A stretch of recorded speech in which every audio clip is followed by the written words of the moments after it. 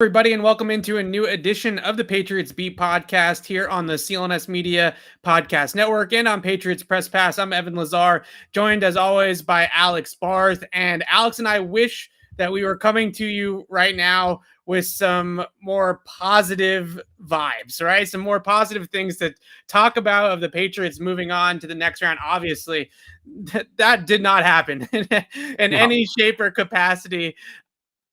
I think I've gone through a lot of the stages of grief with this one, Alex. During the game, I'm texting with you, and I'm ready to fire everybody besides Bill. I'm ready to blow the whole thing up.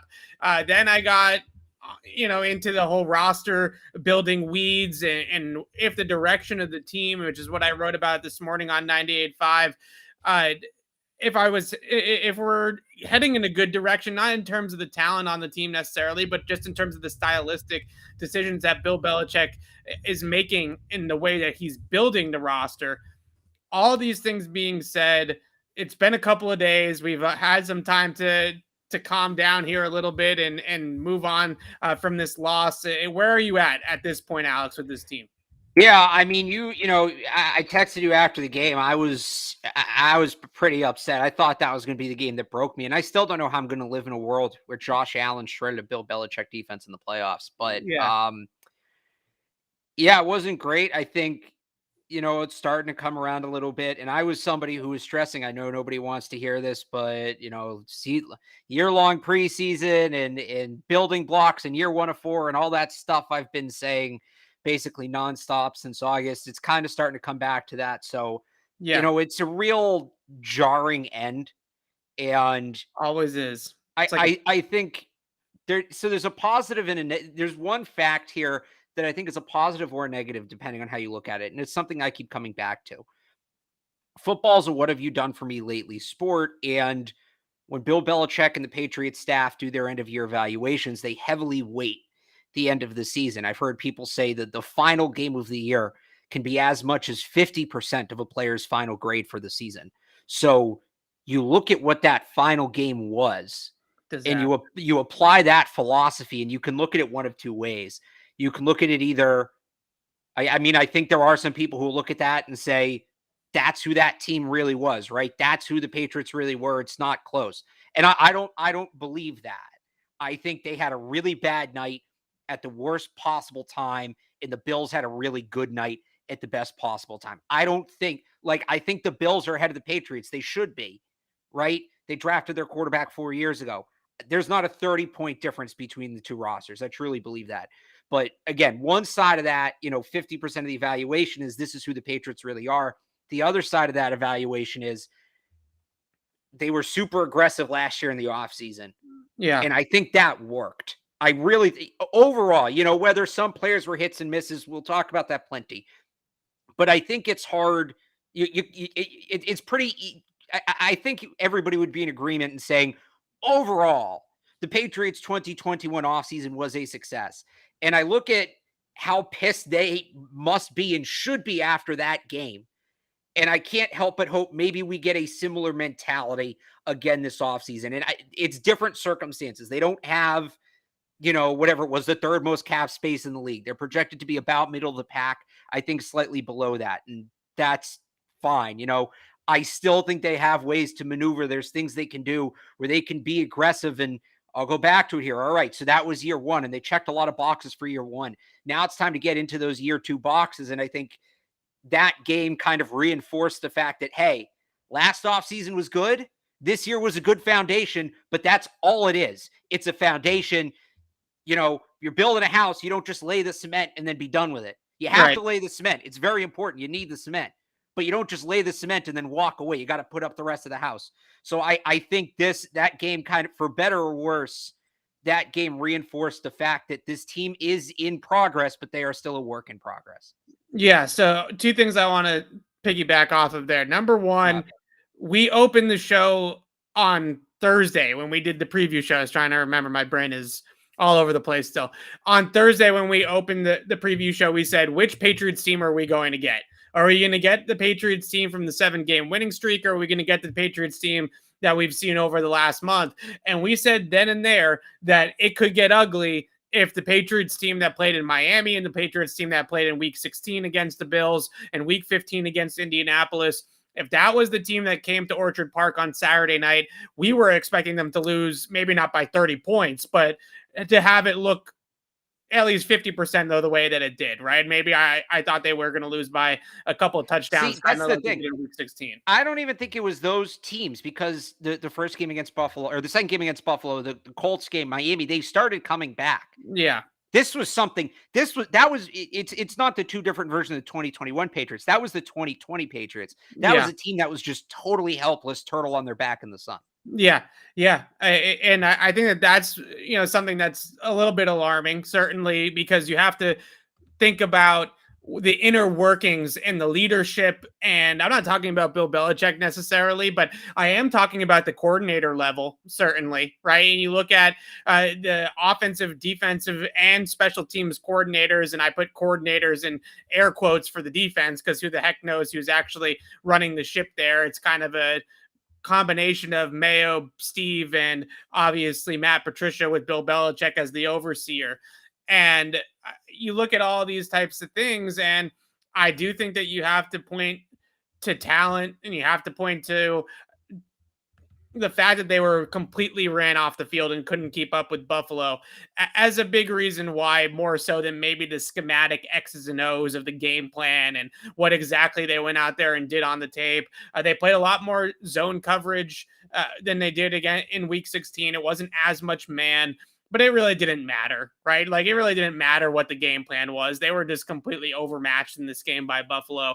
And I thought the interesting thing that Jacoby Myers said, he said a couple of interesting things, and this is where I want to go with it next. The first thing that I thought was really interesting that he said was everybody else or that were in the playoff hot, that were contending in the AFC, started to elevate their game as the season progressed. And Myers said that he didn't feel like the compete level or the buy-in diminished, but it never increased. It never got to that playoff level. It was always sort of the same baseline compete level, which was solid buy-in, but not good enough to elevate their game to that next sort of tier of teams.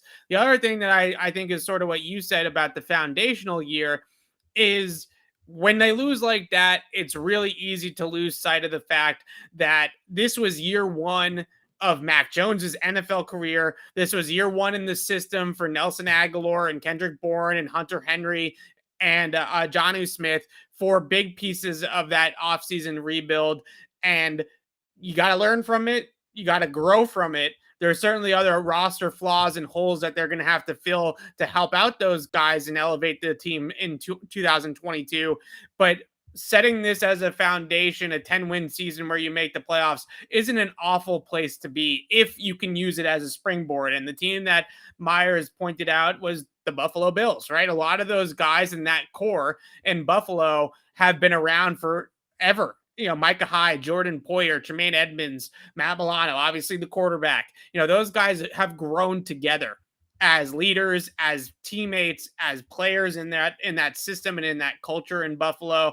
And I think the Patriots, I came away a little bit more hopeful today from talking to some of the players that maybe they can use this in that same vein. And maybe they can use this adversity as a jumping off point and cling to some of the good things that they did. And the next year they come back, everybody's in year two in the system, and it gets better, even better than it was the year before. They still got other holes to fill and other issues to work out, and we're going to get to that. But that's where I'm at now, is hoping that they can use this as that foundational year. And looking at some of these other rebuilds across the league, Rome was not built in a day. Right? These teams don't just flip a switch and go from being out in the playoffs to Super Bowls just like that, unless you sign Tom Brady in the offseason. But that's another point altogether. You don't really do that in the NFL. So a team like Buffalo is a great example of a team that stayed the course, that worked together for multiple seasons, and were able to eventually turn it around. Yeah, no, I agree with all that. And I think Adrian Phillips, it was encouraging to hear him say straight up that making it to the wild card game, that's not the accomplishment. That's not the end goal. It's so I think it's important that they keep that mentality. I don't know, like, I was talking to Ted Johnson about this when I was on with him on the Sports Hub on Sunday about, what kind of the mood is like after that game. Yeah. And I asked him how much, they go back and they evaluate a game like that, because you're never going to face that Bills team again. There's no need to necessarily self-scout that game in the sense that that Patriots team's never going to take the field again, right? Right. There's going to be so many personnel changes. But, if I'm Bill, or if I'm a leader in that locker room, maybe not in the offseason, but day one of OTAs, everybody's sitting down. The first thing I'm doing is putting that game up, the highlights of that game up on the big screen to watch. Yeah. I'm bringing that back over. Like I'm making guys watch that before every game next year. Like that's the thing. That has the potential to, like, it's just so jarring the way the game went down. I think that game has the potential to be a defining game for this core. The question is, in what direction? Is a Right. defining game in that they got to that point, they got to the playoffs in year one, it seems so encouraging, and then they just got beat down and they never recovered? Or is that the game that woke them up and let them know, hey, yeah, we won 7 games in a row. We thought we were it. And then we got our faces stomped in. Like, that's how we learned. I think that, so a couple things I remember, obviously the greatest Bill Belichick pregame speech of all time before Super Bowl 39, when he The just parade read the route. team, the parade route for the Right. Eagles. Another one, and this is simpler, but the winners wanted t-shirts. Yes. In, I forget what year that was, but that was the slogan at the beginning of the year, winners wanted. And it was like a training camp slogan, and that goes away once the season starts. Like late in the year, they brought back the winners wanted thing. So, I think it's just something like that. I think it's something that you have to internalize that game. I think if you're the Patriots, you have to internalize that game and they can use it. There was Yeah. one other example, but I'm going to remember in a minute, but Yeah. That's the I way can't that remember. I'm Oh, looking at this now. I Right. think, yeah. So I can't remember the year. I want to say it was 2015. Um, the Royals were in the World Series, and I don't remember who they were playing, but they were a young team. And I know this is a different sport or whatever, but this is a sports philosophy I truly believe in. The Royals were in the World Series, whatever year it was, they lost. And after they lost, the majority of the players on the roster stayed on the field and watched the entire celebration. Yeah. The next year, the Royals came back and won the World Series. Like, that sounds like a stupid anecdote. I truly believe there's something to that those guys stayed on the field and watched what happened and internalized it, and it propelled them. I think this game needs to be something like that, and it can be something Absolutely. like that if they have the right If leadership they and they use use it it right. right and they have the right leadership. Exactly. That's what I'm maybe a little bit more concerned about than what I normally would be in terms of this team. Right. Is normally I look at the leadership and I see Devin McCourty still there and I see Matthew Slater is still there. And even though he's lost a step, Dante Hightower, just in terms of his leadership and intangible qualities, Bill Belichick's obviously still the head coach. And I say, oh, they got great leadership. They got great foundation.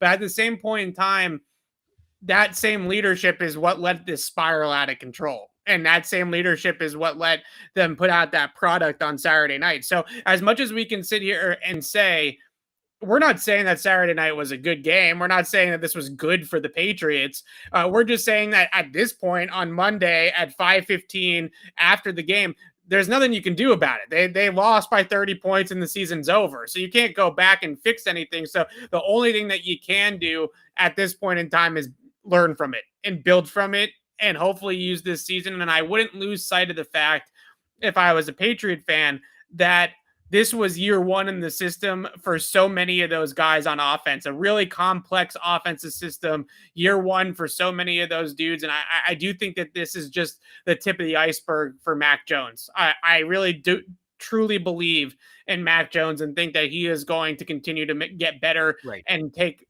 steps forward. And we're going to talk all about this offseason, how the Patriots can help him do that. Right. And that's where I want to go with this next. So that's what I would just say. Like, we're sitting here giving the rah-rah. And by the way, with the Royals, it was 14, they lost the Giants, 15, they beat the Mets.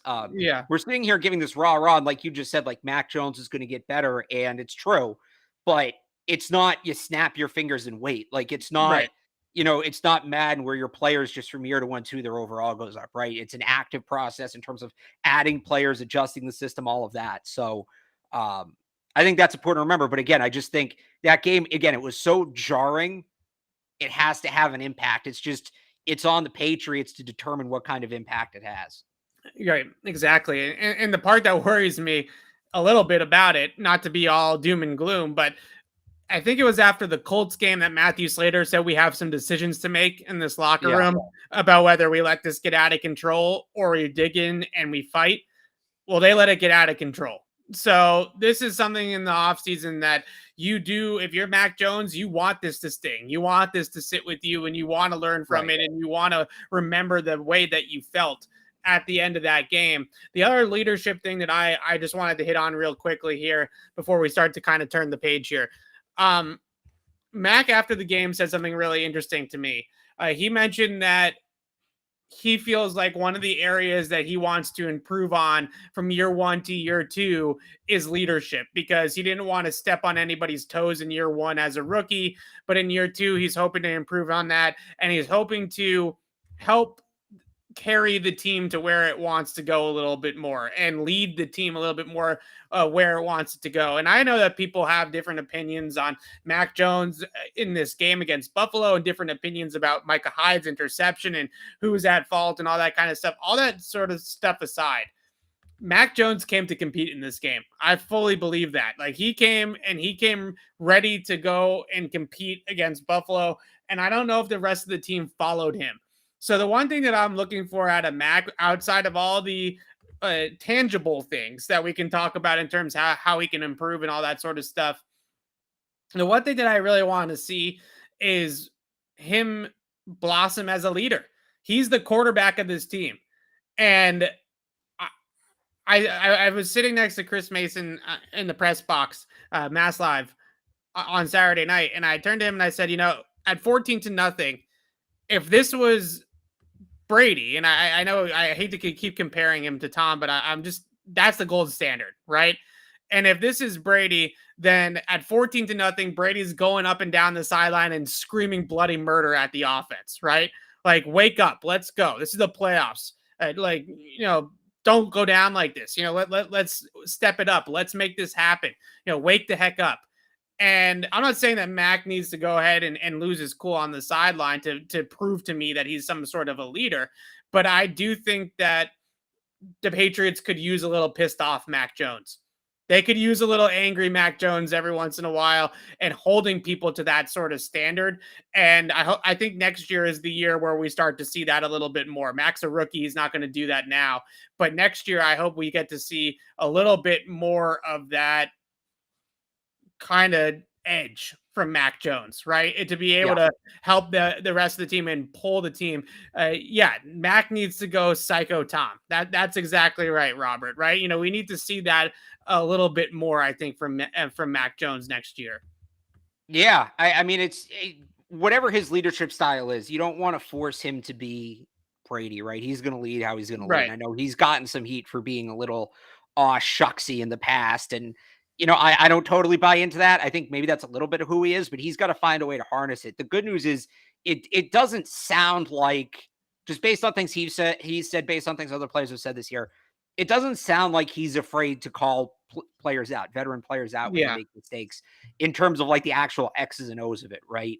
And now that just kind of translates into the non-X's and O's element of it. And I get maybe him hesitating doing that as a rookie. He shouldn't have a problem doing that now. I think that's the difference. It's we know he can hold other players accountable. We've heard from guys like Kendrick Bourne, from Hunter Henry, that he does that at practice. They run a wrong route or the timing's wrong or something.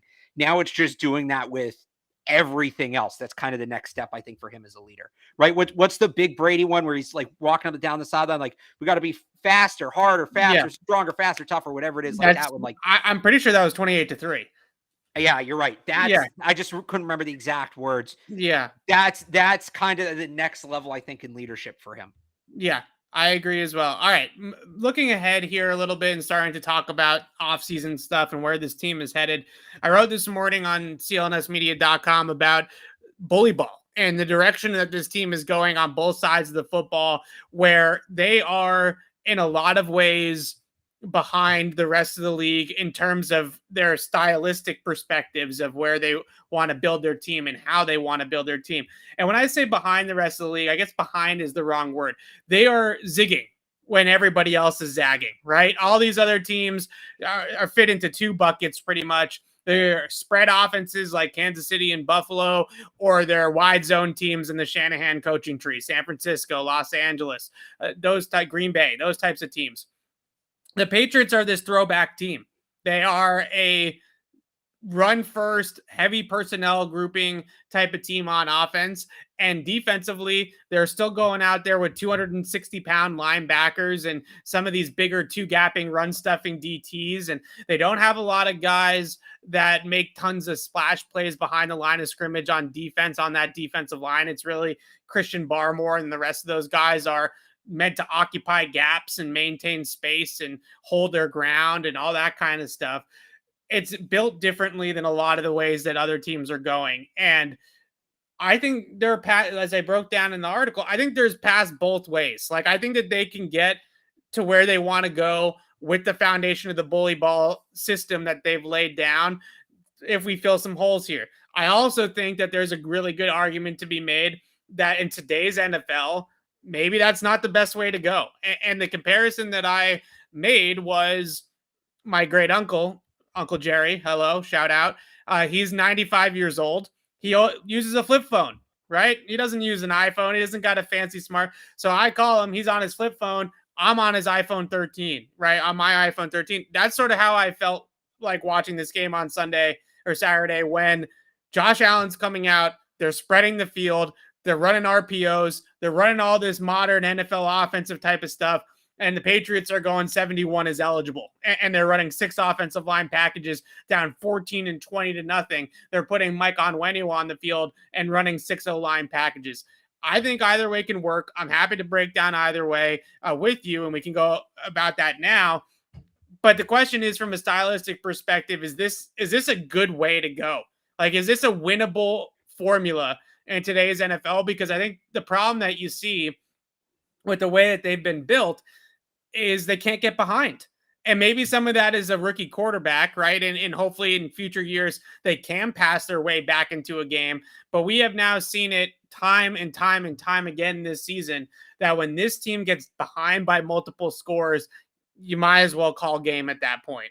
And this game was no different than any of those others. It was just exacerbated on another whole nother level where they let go of the rope and stop fighting. Whereas with other games, they've tried to come back. But I have concerns about the bully ball approach in general. I understand the philosophy. All these other teams are getting lighter. They're getting faster. They're putting multiple wide receivers on the field. They're putting 225 linebackers on the field. So we're going to punch everybody in the mouth. I understand the philosophy. I'm not sure I'm as on board with it anymore. I never really was fully on board, as you know, Alex. Right. Yeah. I mean, I think there's ways to do it. By the way, I think it's funny because your little analogy there actually doesn't work, because at the end of the day, you two are still talking on the phone. Well, we're still playing football. At the end of the day, both teams are still playing football.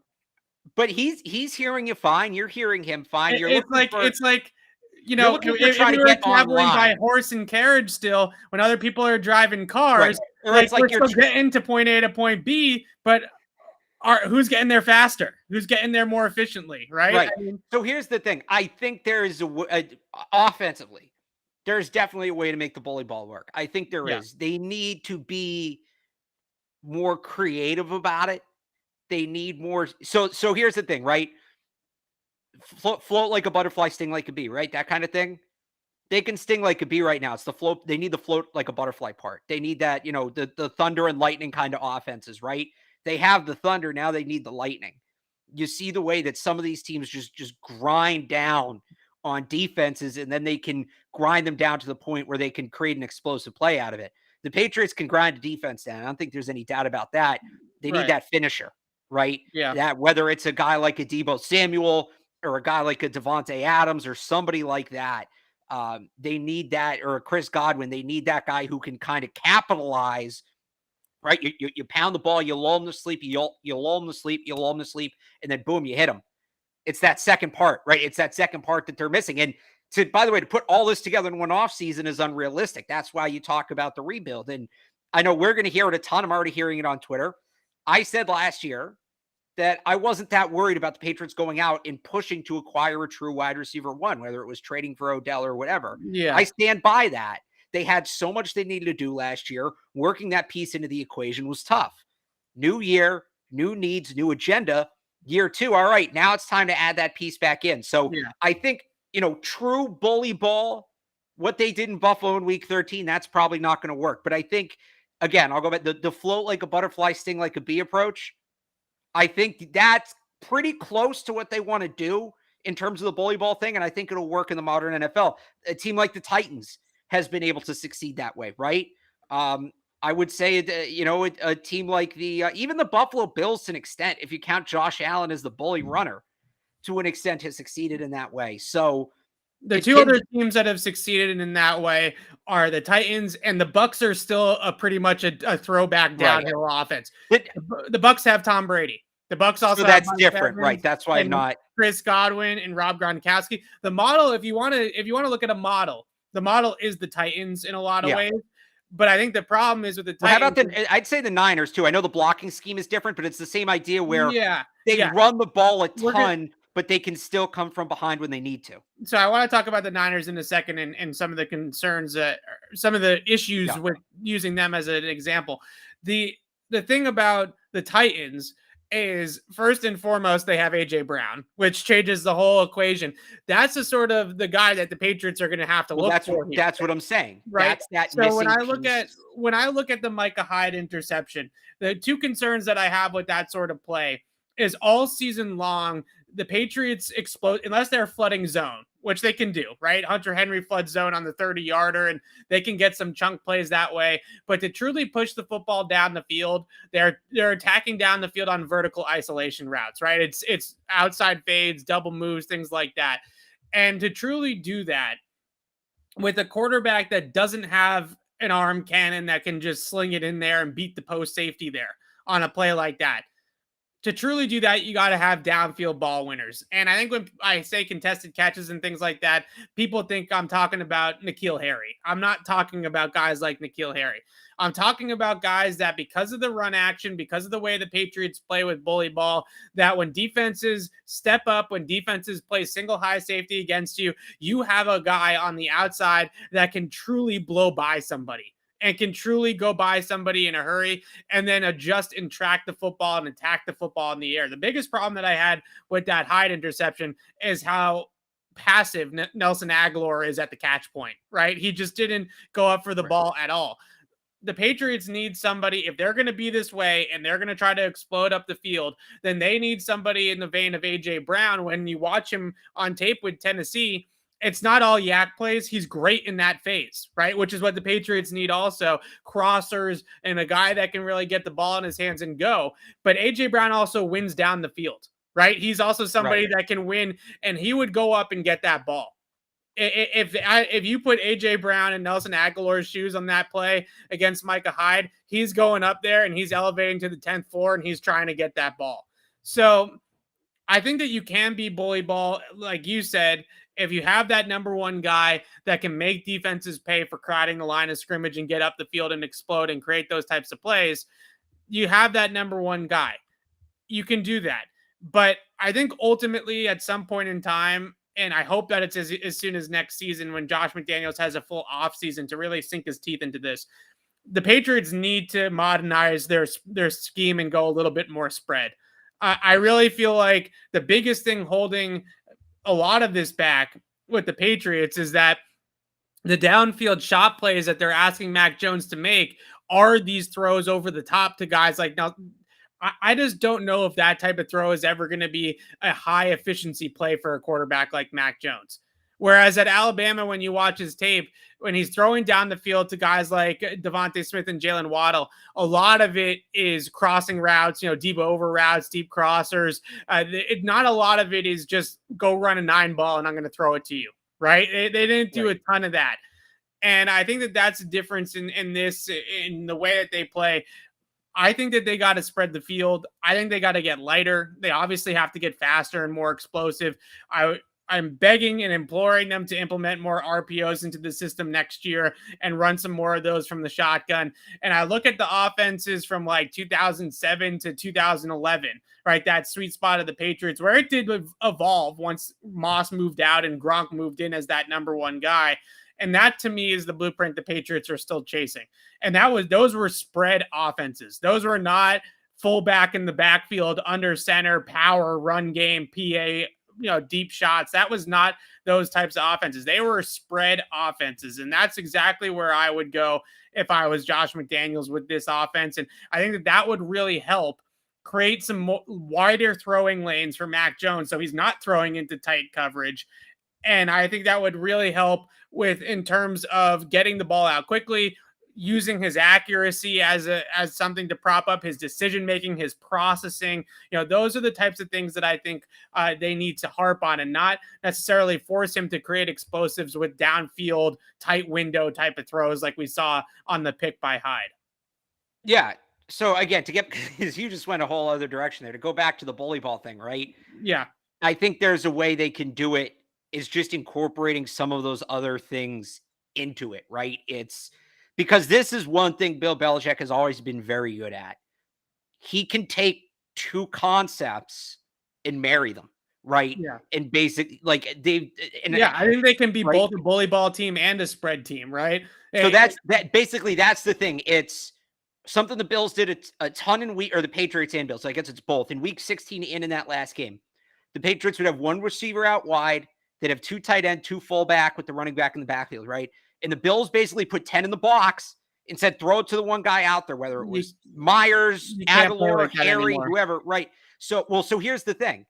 If that guy can actually beat that corner one-on-one and you can hit the play action and get it to that guy down the field, the Bills can't put 10 in the box anymore. The issue that I have with that is those throws inherently are tighter window throws. You're talking about contested catches down the field, and you're talking about tighter window throws. Why can't that be a deep post instead of a go ball? It can be, but if you're talking about the middle of the field, you're talking about throwing a deep post into a post safety structure against man coverage, most likely. Like those throws inherently are going to be tighter window.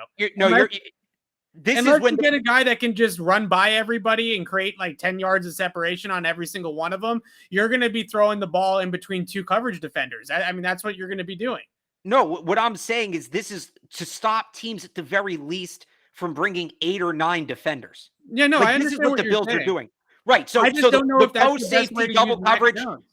What? I just don't know if I don't know if that's the best way to use Mac Jones. Alabama, he did that at Alabama. A little bit, but at Alabama, they were so much more spread. You're overthinking my point. You're overthinking my point. When teams crowd the box, because that's what happened at the end of the year. And I use that Bills one as an extreme example. Maybe that's what you're getting caught up in. But teams basically said, we'll cover you one-on-one across the board. Everybody else is going to be dedicated to the run. If you can be run heavy, but you can't be run heavy if defenses are allowed to have that mentality. That is my point. No, I get what your point is. Right. So that's what I'm saying. So would you disagree with that? I don't disagree with that. That's all I'm saying. You can't be so run heavy if there's no threat to the defense to play you 5-on-5 in coverage. That's the problem. They need guys who force the defense to dedicate more than the 5 necessary players to coverage. As long as they can do that, they can keep the bully ball elements in their offense. They just need a counter to it so they're not one-dimensional. That's my point. Whether it's deep crossers or throwing into single high or whatever, like that's kind of taking it. I know it's not as simple as not including that stuff, but I'm just talking from a big picture point of view. They need that second. They need a reason that teams can't just stack the box, blitz their linebackers, and coverage 5-on-5. They need a reason why defenses think twice about that, and they don't necessarily have that right now. It flashed at times. Like we thought Jonnu Smith was going to be a big part of that, right? For how much of a mismatch he was. He didn't prove to be that guy. We thought Nelson Aguilar might be that with his speed. Teams kind of stopped respecting his speed late in the year because the Patriots weren't throwing to him. If you go back and compare the numbers, Damiere Byrd actually had better numbers last year than Aguilar did this year because he was just a clear out guy. There was no threat. It was all smoke and mirrors. They need a legitimate threat or threats where defenses don't feel comfortable covering everybody one-on-one. That's my I point totally about hear the you. bully ball. I totally hear you. I totally agree with you. If they're going to stay with this path, I totally agree with you. My concern with all of this, right, is that those types of throws are inherently vertical deep shots off of play action with a quarterback that doesn't have an elite arm. And I'm not sure if you want to have a 7-step drop, a 9-step drop off of play action, and then have Mac Jones throw in vertical shots all day long. Like, why does that have to be deep passes? Because why how can else that are you only gonna be throw deep it? passes? Because that's what you're trying to do. You're trying to pull everybody up with the run action and get everybody to crowd the line of scrimmage and then blow guys past it and throw the ball down the field. Like that's inherently what you're trying to do in that type of system. My point is that I would much rather them spread the field, go lighter, faster everywhere, and just get the football out of his hand, right? And allow him to distribute the ball and allow him to just essentially be a point guard in the NFL, where all he is doing is getting the football out, getting the ball out quickly, reading coverage structure quickly, accurate timing, rhythm-based passer. That's the type of thrower that Mac Jones is. Well, and they can win like that, I think. And if you kind of go down the field more with crossing routes, deep overs, things like that, like what he was throwing to Waddle and Smith all the time, then you have those types of plays inherently would hopefully create wider passing windows down the field for him, where guys are running away from coverage. Instead of throwing a go ball on the sideline, he's now throwing a deep over to a guy that runs a 4-2, 4-3, and hopefully the guy's got a couple steps on the DB, right? And instead of having to throw it into the window that Nelson Aguilar had on Micah Hyde there, it's an easier throw for the quarterback. It's an inherently easier throw for the quarterback. Right. And that's the way I would rather see them go. I guess I'm thinking more, I don't think it all has, I think, again, you can marry the two styles. Yeah. Because the other concern, if you become so reliant to throwing over the middle, is teams will pack the middle anyway. They might not blitz as aggressively, but they'll pack the middle anyway and take away those passing lanes. I think they need some, like, who did they really they need a guy, like, and this isn't their only need, but I'm looking at like I'd like to see the Malcolm Mitchell role come back, where it's 5 to 12 yards outside the numbers, right? Comebacks, out routes, that kind of thing. Like that more so. They didn't, how much of their offense, passing, running, whatever, however you want to qualify it, forget depth for a second. How much of their offense existed outside the numbers or even really outside the tackle box this year? Not a ton. That's more my, like, I understand. They don't have the speed to get out there. That's so that's what I'm saying. It's, if you can marry a power running game, and this is where I make the comparison to the Niners. I know, like, schematically it's not the same, but I think something the Niners do really well is their passing game outside the tackle box, outside the numbers, is really good. It's not all deep passes. It might be guys coming all the way across the formation. They're fast enough to do that. It might be as simple as comebacks. It's, using motion creatively, things like that. The passing game is a threat outside the numbers, and then they can run the ball in between the tackles, and the defense has to thin out, and they can do it without having these massive spread formations. Like that, because the Patriots, they want to use 2 tight ends. They want to use a fullback. So you need something outside the formation itself to keep teams honest outside the tackle box and outside the numbers. And maybe this doesn't make any sense. I don't know. But that's kind of what I picture as the next step. We're not that far behind. To me, I don't know. When I look at, breaking down a throwback style, right, of that offense, a bully ball offense, I think of downhill rushing, I think of vertical passing games, and I think of hitting either fade or outside routes up the field, or in breaking vertical routes off of play action, right? Deep cross or crossers, posts, things like that in the middle of the field. And I just don't know if Mac Jones has the arm strength or the drive or that ability to throw the football off a 7-step drop, off a play action fake, and then let's turn around and then let's throw it, 15, 20 yards, drive it through the middle of the field, right? I just don't know if that's the best usage of his talents. Whereas if you spread the field and allow him to just be, the game plan that I keep going back to, and then we got to get this ad read in, is that Tampa Bay game, right? And I'm not talking about the volume, right? They obviously, they gave up on the run game in the second half because they couldn't run the ball against Vita Vea. So they stopped running the ball.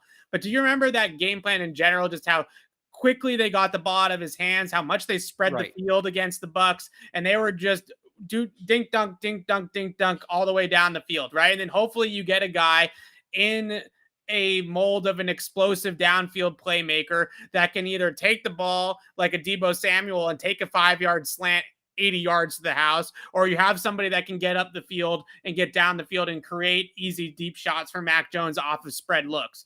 I would rather see them go that, and maybe I think we're both on the same page that this is a marriage between the two, right? Right. So I want to see throwback spread, right? I want to see throwback spread where they kind of make this modernized throwback system, whereas the 6 offensive lineman stuff with the 22 personnel with the fullback and the tight end and Onwenu, like that needs to be a Mac Jones rookie season thing and nothing else. Like we can't see that again.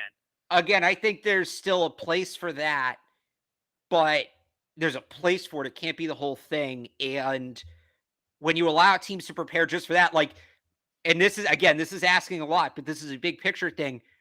The later Brady teams, what they did is there was no package. There was like, they would come out with 2 tight ends and Jakob Johnson and smack in the mouth. And then on the next play, they'd go 5 wide. They would motion to it in the middle of the play. They'd come out in I and then motion into shotgun 5 wide. Like, I think that you need to use Mac's intelligence to its advantage. You do that by keeping the offense off guard. I don't think it's a matter of having one identity. I think it's finding 2 things that are very different that you can do very well and forcing the defense to constantly adjust from one to the other. I think that's more it. I think you need to have that power run element. I think you do. Yeah. But then it's marrying it to a passing game outside the numbers with a heavy, the other thing about this, and I know we agree on this, they're using a lot of run after the catch routes, and I think that's correct. The problem is they're not necessarily throwing them to run after the catch receivers. Yeah. So that's I think part of the change too. We are going to talk a lot about this offseason. The word explosive is going to be said. Dale Robinson. The word explosive is going to be said about 100 million times on this podcast between now and training camp, right? I mean, that's what they're looking for. We talk about Jacoby Myers, great Patriot, steady player, consistent player, has a role on this team moving forward. They need to replace that Z receiver role, that high volume targets role, with somebody that's more explosive and has more speed and is better with the ball in their hands and all that kind of stuff. But we got to get this ad read in. I'm already late on it. To our friends at LinkedIn, you can see that website URL right there at the bottom of the screen, linkedin.com/beat. These days, it can be hard to find and hire the right candidates for your small business. That's why LinkedIn Jobs made it easier to find the people you want to talk faster and for free. Create a free job in minutes on LinkedIn Jobs to reach your network and beyond to the world's largest professional network of over 770 million people. Focus on candidates with just the right skills and experience and use screening questions to get your role in front of only the most qualified, and use the simple tools of LinkedIn Jobs to quickly filter and prioritize who you'd like to interview and hire. It's why small businesses rate LinkedIn Jobs #1 in delivering quality hires versus leading competitors. LinkedIn Jobs helps you find the candidates you want to talk to faster. Do you know every week nearly 40 million job seekers visit LinkedIn? Post your job for free at linkedin.com/beat. That's linkedin.com/beat to post your job for free. All right. Defense, Alex. We spent a lot of time on the offense. I understand it's the rookie quarterback. It's the more fun side of the ball to discuss. But I think the Patriots have some interesting crossroads stylistic decisions. I talk about bully ball as an offensive thing. They want to play bully ball on defense too. Let's face it. Like, they want to be a sledgehammer on defense too. So it actually talks about both sides of the football. And the number one thing that I think I hear Patriots fans say, besides the fact that the Patriots need a number 1 wide receiver, besides the fact that they need a Deebo Samuel type, right? The number one thing that I hear people say is that the Patriots need speed at linebacker. And where I'm at with this is, it depends on how you want to build your team defensively. Bill Belichick notoriously has been a man coverage savant. Like, that's his thing, is man coverage. Right. He's a man coverage pioneer. So if it's man coverage that the Patriots want to play, then what they can do is they can improve their secondary, get it back to where it was in 2018 or 2019. And they don't necessarily need to have the lighter, faster, speedier, rangier linebackers, right? They don't need to have those types of players because their linebackers will not be tasked with coverage responsibilities in zone, and they'll be allowed to get downhill and attack the line of scrimmage, which is what Dante Hightower and Jawan Bentley and Kyle Van Noy and Matthew Judon should be doing, right? Those guys should not be dropping into coverage. So when I watch, for example, that play that Josh Allen scrambles for a huge gain and Matthew Judon gets kind of juked out of his shoes by Allen in space and lost, I don't blame Matthew Judon for that. He's not supposed to be out there, right? I mean, what's Matthew Judon doing dropping into coverage? Like, you paid this guy to rush the passer. So if Well, go ahead. No, let me finish and then take it over. The 2018 and 19 team was so stacked at cornerback and in the secondary that they could play man coverage with anybody. They went into the 2018 AFC title game and they played man coverage against the Kansas City freaking Chiefs and Patrick Mahomes, right? Like, they can man up anybody and they were successful with it. So here's the question. If you want to play man coverage, then they have to get better in the secondary. If you want to go new age linebacker and start to stack up all these speedy guys, then you're going to probably be reverting to more of his own defense, right? And you're going to become the Buffalo Bills. Essentially, that's what their system is. Milano, Edmonds, those guys are the speedy, rangy guys that everybody in New England wants. But if you're going to be a man coverage team, then you do want the downhill missiles at linebacker, especially if you're going to be a two-gap team, right? Because if you're going to be a two-gap team, then you're not going to have a whole lot of penetrators on the defensive line. So what was happening this year with the Patriots was that they couldn't survive in man coverage. So Dante Hightower and Jawan Bentley and Kyle Van Noy and Matthew Judon and all these bigger linebackers, they weren't blitzing. They weren't attacking downhill in the run game. They weren't playing at the line of scrimmage. They were forced to drop into coverage, whether it was straight zone or they were dropping into robber rolls or whatever the case may be. So that's where I'm at with that. If you want to go with the smaller, faster linebackers, you cannot two-gap with a 225-pound linebacker, right? Like, the guy's it's Adrian Phillips, right? The guy's just going to get run over. So if you want to go that direction, then you have to be a different type of stylistic defense, and the man coverage and all that stuff goes out the window. So before we get to the style of the defense, because you mentioned that Matthew Judon play, I think they need a defensive coordinator, and look, it should be Bill. Bill should just be calling the defense. It doesn't seem like that's going to happen, but he should. But we can get into who the best option would be. But whether it's Gerard Mayo, whether it's Steve Belichick, whoever it is, it needs to be a person, because I think you're seeing a lot of confliction just in the way the defense is called. The players are only going to execute what's called. And the reason the Judon play killed me so much is because that's something they used to do. And if you'll remember, if you want to really laugh, if you want a good laugh, I'll say, don't turn the show off, but go on Twitter on another device. Search Trey Flowers coverage. Search Trey Flowers coverage, and you'll find hordes of tweets, some of them mine from 2017, where the Patriots used to take Trey Flowers on 3rd and 5 in key situations. Trey Flowers, pure pass rusher, and either drop him into zone, or the one time they had him man up on Le'Veon Bell in the 4th quarter of a late season game. That was a Matt Patricia staple. You take your best defensive you take your best edge pass rusher, and you drop him into a flat zone. And then Patricia left. He brought it with him into Detroit because Trey Flowers was still doing that in Detroit. He brought it with him to Detroit, and there was peace because we didn't have to deal with it. And then all of a sudden, late this year, it came back. That play was a glaring example, but there were other instances throughout the year, throughout the month, late in the year, where somebody already found my tweet in the chat. That's awesome. Where Matthew Judon is just covering shallow flats for no reason. Because and so the only way they were going to hold up in coverage is if they dropped 7 or 8 guys in coverage. Not Matt Judon. I get that. With you. But here's my point. So to get back to the original point, because that was just a little side rant there. To get back to my point, they're clear, like that wasn't happening, and then it was happening. And what that tells me is whoever was designing the defenses and calling the defenses throughout the year, it wasn't consistent, because clearly Matt Patricia wasn't, and then all of a sudden he was, and something happened that caused that. And I think that's a problem. I think there's a lack of continuity, not necessarily in the defensive personnel, but in who's coming up with the game plans and who's calling the plays. And that's not, I mean, whatever your job is, if you're going in and being asked to do different things on a regular basis and you can't get comfortable with any one thing, you're going to be worse at your job. That's the reality. So I know some people might not want it to be Steve. I know some people might not want it to be Patricia, and who it should be is another discussion.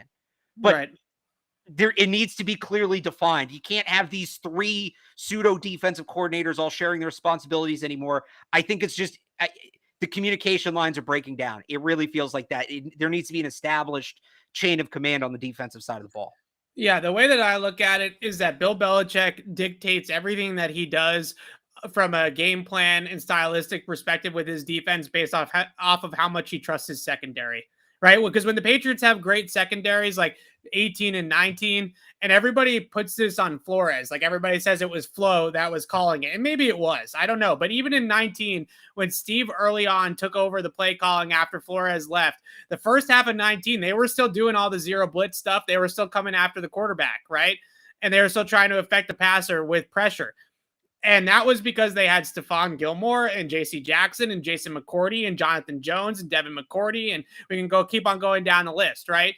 And this Patriots team, did not have the horses or the personnel in the secondary for Bill Belichick to feel comfortable about coming after the quarterback. So then instead, what we got was all this zone disguise stuff where we got Matthew Judon dropping into coverage and the middle linebacker blitzing, and we're replacing zone coverage like that to try to get a pass rush, to try to get to catch the offense by surprise and get some penetration at the line of scrimmage. So ultimately, what it comes back to is the Patriots are at a crossroads here in the offseason at the linebacker position. Dante Hightower and Juwan Bentley are both unrestricted free agents. They're both UFAs this year. Again, if you are going to be a two-gapping defensive front, you cannot have 230-pound linebackers. It doesn't work, right? Those guys have to be downhill sledgehammers for that system to work. So what you can do one of two things. You can revamp your entire front and your entire system, and you can get more Christian Barmores on the defensive line, more guys that can get up the field and make plays behind the line of scrimmage and get lighter, faster at the second level. Or you can get and load up again, just like in 2018 and 2019, and get as many corners that can play man coverage as you can possibly get your hands on.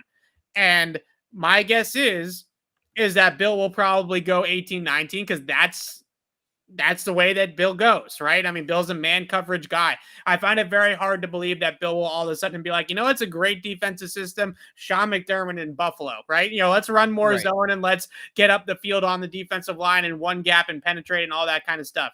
I don't think that they would do that. I think that they'll lean more towards man coverage, but what that means is you got to pay J.C. Jackson, and not only do you have to pay J.C., you also probably have to go out and pair J.C. with a better second cornerback than Jalen Mills, right? Like Jalen Mills has to become your third outside corner, not your second guy, if you're going to improve that secondary. We were talking about this earlier, and you brought up the 19 secondary, and you said, this guy's this guy, that guy's that guy. So Jalen Mills is like Jason McCourty, right? He's your third corner. So they need to find third corner and safety. He needs to be a rover, right? If you think that JC is a number one guy, then you need to go out there and you need to elevate that CB2 spot so that you have a better guy there. Jonathan Jones is going to make a full recovery from shoulder surgery and is expected to be back next season. So you have him back in the slot, and then you have a much better man coverage unit. And then all of a sudden, if you do keep a guy like Bentley, or you do draft another 260-pound linebacker, and you still have Judon, you still have guys like Kyle Van Noy, those guys can start coming downhill again. and those guys can start affecting the run game and affecting the quarterbacks and rushing the passer and not be dropping into coverage, right? So I think that that's the biggest thing that you have to look at for this team moving forward. We're going to find out really quickly where the Patriots are going on defense based off of what they do at linebacker and with those two guys. But I will say, and I think they need to upgrade the secondary. It's something we've been yelling about since camp that they didn't have enough corners. Yeah. I think they do go back to that man coverage mold, but they still need, I still think they need at least one guy, like a mismatch linebacker. They need a guy, even if it's just for when they play the Bills and, if Watson goes to Miami, a guy like that, if Rodgers goes to Miami, just somebody who can run with an athletic quarterback. Maybe I'm nuts. I think Cameron McGrone's a big part of what they want to do. I think drafting McGrone signals that there's at least a recognition that they need that kind of player on their team. And I know that that's been Adrian Phillips and Kyle Duggar the last couple of years, and they've done well in that role. But you're really asking guys to play out of position. You need somebody who's been playing that spot since high school, who just has a bit better feel for the role. So maybe that is McGrone. Like maybe it can be. They do have a guy on their roster. I think Terez Hall can be that guy too. And I wouldn't be shocked if Raekwon McMillan can kind of be that guy. I just think they need that presence. Again, I don't think they need to fully embrace, like you said, that Buffalo style with these smaller, quicker linebackers. I don't think they need to fully embrace it. I don't think they will fully embrace it. I think, again, the answer is go back and get players in the secondary who can cover in man so your linebackers can be run players and box players. That's what they want to do. I think that's what they're going to do.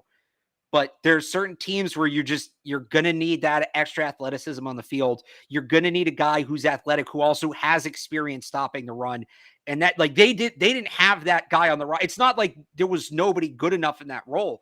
They didn't have that player on the roster. Maybe it was Josh Uche, but even he's more of an edge rusher. He's not really a middle linebacker. And they're just not going to play guys like that. That's the problem, right? But they need, so that's I don't disagree with you, but the guys like Uche and Winovich, like Winovich is a healthy scratch. Uche plays 6 snaps in the game. If you're not right now, if you are not the take on contain linebacker that Bill Belichick wants you to be, you're not getting on the field, right? Like that's why they won't. So that's why, and this is much easier said than done. They need to find a smaller guy who just is physical enough that he can factor against the run. That's why. Yeah, those guys don't grow on trees. They need to find Micah Parsons is basically what you're saying. So that's why I was so into and no, I mean Parsons. He does everything. I mean he can also rush the passer. I do think that Cam McGrone has a chance to be a poor man's Micah Parsons, right? Like he's not Micah Parsons clearly, but I do think that he has a chance to be at least have some of that athleticism and some of that play speed. They just need a linebacker who can play sideline to sideline. I think even a guy, like, here's the thing with Uche, he has the speed to move laterally, and you think sideline to sideline, you think of a guy who can play on the edge. I think Uche can play on the edge. I question if he can play between the tackles. Yeah. They need a guy who can truly, I don't even know how wide a football field is, but however many yards wide a football field is, they need a guy who can defend that entire width. So that's why I was so into Henry To'o, who's now going back to college. You look at what he did in that national championship game against Georgia, and whether it's a halfback dive, whether it's a screen, whether it's whatever, he's always around the ball. Donta Hightower was that guy. Now, granted, he's much bigger, and this is why he was such a special player. He was a linebacker. He was a sideline-to-sideline player, could rush the passer. He could affect the game at all levels. Right. You're not going to find a guy who's that big who can cover all that ground. Those guys, like, as rare as Micah Parsons is, and this isn't me saying Donta Hightower is better than Micah Parsons is, but it's need a guy like who Jamie can Collins truly cover based like prime Jamie Collins. Yeah. Yes. Right. That's basically the guy they need. That's and again, much easier said than done. Like a guy like Fred Warner, for instance, in San Francisco is a guy I think, and that's maybe because I look at. I know they're gonna. I love Fred Warner. I think he's a hell of a freaking player. Yeah. The Bill will look at Fred Warner and say too small. I'd rather put Kyle Duggar in that spot instead, right? And have a guy that's a little bit better in coverage. Here's where maybe I'm being too optimistic here, but here's where I hope they marry it. Fred Warner's on the smaller side, but he can defend the run like a guy who's 250. Yeah. And I would just hope they look at it and say, hey, maybe this guy isn't the size of Donta Hightower or Jawan Bentley, but he's just as competitive against the run as one of those guys, and he can move a little bit. And look, we've seen them make these kind of compromises here the last couple of years. We They have just don't seen play those Isaiah guys. Wynn. Isaiah Wynn is a guy who doesn't They play on it, right, traditionally fit maybe their at different mold. positions, but the problem is that the compromise They haven't done a linebacker. was supposed to be Uche, it's supposed to be Winovich, it was supposed to be those guys, and they don't play them. Winovich was always an edge rusher. Winovich was always going to be an edge rusher. But at least we had the one game against Baltimore, but at least Winovich has speed, though, right? Like, at least Winovich plays the game quickly, and they're never going to, like, I don't know. I'll believe it when I see it. And what it comes down to is what I keep coming back to about the two gapping stuff. If you're not going to have penetrators on the defensive line that are going to make your plays against the run by getting in and one gapping and shooting gaps and getting into the backfield, then you need those guys at the second level to be your run stuffers, right? That the whole Patriots system from a run defense perspective starts at the second level. The guys on the defensive line's job is just to hold and occupy blockers, right? And just eat blocks. The second level are the guys that go ahead and make your tackles. But when those second level guys are also in zone coverage, it puts them into conflict where if I don't cheat a little bit to my zone drop, then I'm late. But if I come up too early, then you know what I mean? Like there's just a dichotomy there. So well, that's where I wonder but they do now have at least one defensive lineman who can get pressure on his own. Right. So if they go out and draft, like this is what I'm saying. I think they should move on from Dante Hightower personally. I know that's gonna hurt a lot of Patriots fans' feelings. It hurts my feelings to say it, quite frankly, right? Like I hate going there. But if you talk about some of these linebackers, and the other issue that I have concerns with is similarly to some of their problems scouting and drafting wide receivers, do those 255, 260 pound linebackers even exist anymore in the college game? Right? Because those guys, they're few and far between, but they're there. But there's not a ton of them, right? And that's the part that I'd be worried about too, is the pipeline even there for those types of players? Because when you look at the rest of college football, they have to go faster. They have to get lighter because all these teams have so much speed and have so much spread formations going on that you can't have 255-pound linebackers trying to keep up with a wide receiver out of the slot, right? You'll lose. So these college teams, they're adapting, and everything trickles up from the college level, right? That's the pipeline. That's minor leagues for the NFL. So if things are going on at the college level, it's eventually going to impact the NFL game. And right now what we are seeing is that everybody wants speed. Everybody wants them to be faster. But if you're going to be faster and you're going to have speed, you can't also have Lawrence Guys and Devon Godshaws on your defensive line. Because then you have climbers, you got pullers, you got guys coming up to the second level, these blockers coming up to the second level on the offensive line, and they're blocking 225-pound linebackers, and they're going to get killed.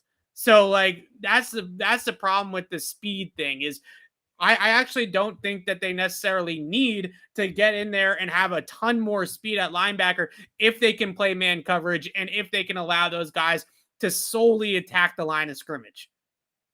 So real quick on the linebacker thing, because you do bring up an interesting point of, are there any of those guys out there? I think what you need to remember is a lot of guys put on 15 to 20 pounds when they get to the NFL. Being in the NFL weight room makes a difference. So I think, you look at, and again, I'm talking about how does Bill, because I think this is what he tries to do, how does he marry the advancing of the game with his traditional beliefs, right? And so I look at a guy like Christian Harris from Alabama, 6'2", 230. Right. And Christian Harris is a rangy linebacker. He's definitely a guy we're going to talk about a lot in the coming months. He'll be on at least one mock draft. Yeah. But Christian Harris learned to play the game quickly. And now if you can get Christian Harris in that NFL weight program and all of a sudden 230 becomes 250 and he doesn't lose too much speed. Right. Like I think take one of these defensive ends or outside linebackers in college that is 260 and turn him inside. They keep trying to do that. No, get him. I think it's easier to go the other way. So another guy like, so I think you got to look at these guys. Chad Mumma is a linebacker from Wyoming. 204. Have you watched him? You sound like I've heard a lot about him. Yeah. So, okay. So he's one of these guys where, again, he's not, he's not Nakobe Dean. He's not going to come out and run like a 4.4, but He's 240, but he plays pretty quickly. So do they get that guy and try to beef him up? Although just to kind of sum it up here, you talk about, do those guys exist anymore? Leo Chenal is the middle linebacker for Wisconsin, 6'2", 261, PFF's highest graded run-stopping linebacker. If they do want to just move on from Hightower and move on from Bentley and find the replacement, the option is there. He's probably going to be a third-round pick, a mid-third-round pick. Leo Chenal, he's not going to test great at the combine. But again, 6'2", 260, moves downhill. The option, because I think what you were kind of getting at there for a minute is at a certain point, and I've thought about this with the receivers, because we've talked about this with the receivers, It's the same thing, just a different, same book, different chapter. At a certain point, if it's phased out so much, are the players even there where you can continue to play that way, or are you forced to adjust by evolution? So what what I would say is that the linebacker position, at least this year, if they want to keep doing what they've been doing, there is an option on the board, Leo Chenal. And I think I'm pronouncing Chenal. I've actually only seen it written, but I think it's Chenal. Leo Chenal from Wisconsin. The guy is there. He is on the board. So if people want those three names again, Christian Harris, Chad Mumma from Christian Harris from Alabama, Chad Mumma, Mumma from Wyoming, and Leo Chenal from Wisconsin. And there's one other name I'm blanking on. You're going to have plenty of time to I know. Colorodo's middle linebacker. Colorado's middle linebacker. So to wrap this up, Nate Landman. There you go. To wrap this up, the reason why the Patriots couldn't stop the run is because their linebackers were too worried about covering people, right? Those linebackers were being held from going downhill, attacking blocks, pressing blockers, and stopping the run because they're so worried about their zone drop that they're about to take over in the passing game that they're not coming downhill. Similarly, you want a guy like Dante Hightower blitzing, right? You want him rushing the quarterback. You want him blitzing. Instead, he's getting caught in these low zones because they need the numbers in the back end, and he's not blitzing. So the best way to keep the stylistic perspective that Bill Belichick has on defense is to improve that secondary and get back to playing ridiculously good man coverage, right? Yeah. Like that's the only way that you can keep doing this. Or you got to go full Buffalo Bills and change the whole thing, right? They're not going to do that. I think it's a big corner year. The only reason why they might do that, I don't think they will. The only reason why they might do that is because they're going to sit there and they're going to say, we got to deal with Josh Allen for the next decade, right? And if we put out these 260-pound linebackers, what happens when they have to spy? Or what happens when they have to chase him around? Or what happens when he gets out and he just scrambles against man coverage, right? That's the only concern that you have. Well, that goes back to what I was saying before, and we've seen them do this in the past. They can do what they want to do and then just their game plan team. Have a guy on the roster for that game, and you can keep doing what you're doing the other 15 games or whatever it is. I mean, you can use them against other mobile quarterbacks too, but you can have a different defensive base against mobile quarterbacks and against pocket passers. So I think I don't think they have to fully build their defense around defending Josh Allen. I think it's just have a Josh Allen player though, right? Have a Josh, like maybe it's Kyle Duggar. Maybe we see it in basketball all the time. Maybe they go basketball all the time. Right. Where elite teams are built. The other thing I'd say, by the way, about, build your team around defeating the Bills and Josh Allen. This is going to send the Bills fans into a tizzy, but I'm going to say it. I don't care. Yeah. Josh Allen is the entire Bills rushing attack right now. And we've seen in the past, whether it's Cam Newton, whether it's who I think is, by the way, a very good comp for Josh Allen right now, like peak Cam Newton. But whether it's Cam Newton, whether it's Andrew Luck, whether it's Robert Griffin, these quarterbacks who like to run around, they don't necessarily play 10 years, at least not 10 years at a very high level. They get the crap beat out of them and it starts to impact them. So I think Josh Allen does a pretty good job of taking care of himself. He's also just a tank, right? I mean, so is Cam. Cam's a big dude. Yeah, but Josh Allen's a much better passer than Cam ever was. But here's my point.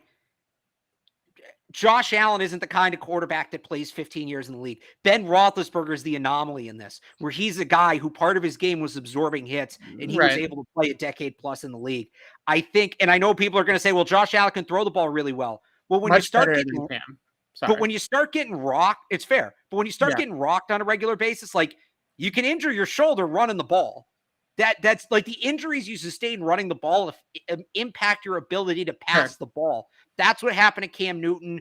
We're kind of seeing it a little bit with Lamar Jackson. Like, I'm not saying it's definitely going to happen. Look I'm at not Russell saying Wilson. I think Russell Wilson. I also he's would a little say, smaller, but it's another good example. Yeah, well, they're much smaller, right? Like guys like Russell Wilson and Kyler. Like Kyler, when you watch Kyler in September, the dude's running around all over the place. Then you watch Kyler in January, and he's a totally different guy, right? Like, so those guys are small, but again, it's the same idea where I'm hesitant to say, oh, you got to plan for Josh Allen for the next 10 years because Cam Newton looked like he was going to be, Cam Newton's 2015 is talking about. Can you at least give Josh Allen the next 5 years of potentially? Oh no, he's certainly a player. He's certainly a player you need a game plan for. But I'm not making. I think the basketball comparison is so good, right? So because it's like if you're the Celtics, right, and you know that you're going to have to go through Giannis to get to a championship for the next decade, you got to have somebody on your team that can guard Giannis at least somewhat. The Patriots need to have a package that they could throw out there on the field against Buffalo where they can hold up against this Buffalo offense. If they get better at man coverage, then they certainly could play a lot more man against the Bills and try to go that route. But then they also need to have the spy, right? They have to have that spy role as well. That's what I'm saying. I'm not building the whole defense around Josh Allen, but you need a player or two that can be the chess pieces. That's more so my point.